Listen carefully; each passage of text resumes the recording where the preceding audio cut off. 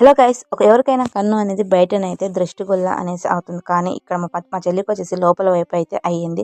దేనికి ఇలా అయ్యింది అనేసి మేమైతే ఎగతాళి చేస్తున్నాం. ఒకరు ఇవ్వకుండా నువ్వు తెచ్చుకుంది నువ్వే ఒకరిని ఎక్కిరిపించుకుంటూ తింటే కనుక ఇట్లా అవుతాయి. ఎప్పుడే కానీ తెచ్చుకున్నది నలుగురికి ఇచ్చి తింటేనే ఇట్లా అవ్వవు అనేసి నేను అంటూ ఉంటే తానేమో బాధపడుతూ లోపల వైపు అయ్యింది, నా ఏం చేయాలి అనేసి అంటూ ఉందన్నమాట. పై వైపున నా అయితే ఏదైనా ఆయింట్మెంట్ ఏదైనా నచ్చుకొని నయం చేసుకోవచ్చు, కానీ లోపల వైపు అయింది కదా.